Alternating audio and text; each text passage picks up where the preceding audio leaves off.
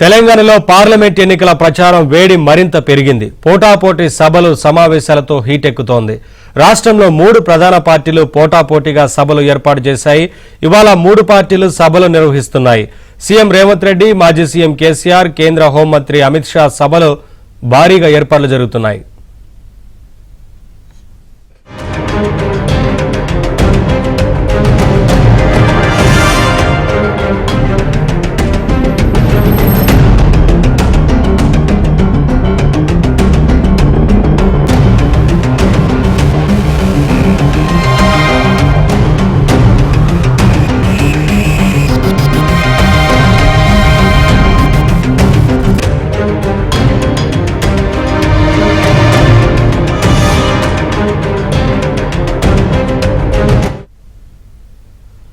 Secunderabad parade ground లో CM Revanth Reddy మహిళా శక్తి సభ నిర్వహిస్తుండగా LB స్టేడియంలో అమిత్ షా సభ ఏర్పాటు చేశారు. అలాగే కరీంనగర్ ఎస్ఆర్ఆర్ కాలేజీ గ్రౌండ్ లో కేసీఆర్ సభకు భారీగా ఏర్పాట్లు చేశారు.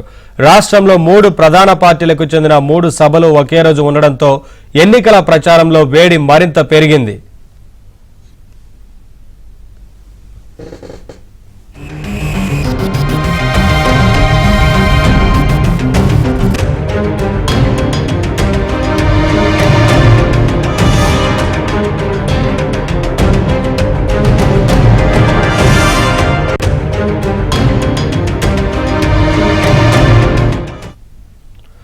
తెలంగాణ మహిళా శక్తి పథకాన్ని సికింద్రాబాద్ పరేడ్ గ్రౌండ్ లో నిర్వహించే సభలో సీఎం రేవంత్ రెడ్డి ప్రారంభించనున్నారు.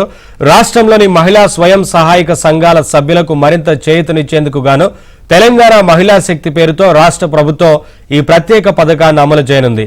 ఈ పథకం కింద గ్రామ సమాఖ్యలోని సంఘాలకు 1 కోటి దాకా వడ్డీ లేని రుణాన్ని అందజేయనుంది. పైగా ఎస్హెచ్జి మహిళలకు 5 లక్షల వరకు బీమా సౌకర్యం కల్పించనున్నారు.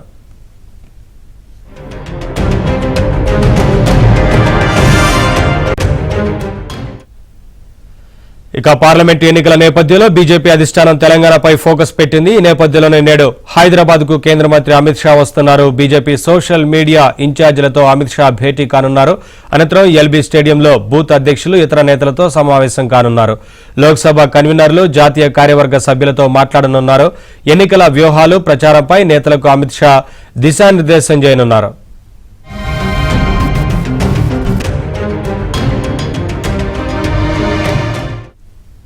అటు పార్లమెంట్ ఎన్నికల్లో గెలిపే లక్ష్యంగా బీఆర్ఎస్ అధినేత మాజీ సీఎం కేసీఆర్ కథన రంగంలోకి దిగనున్నారు.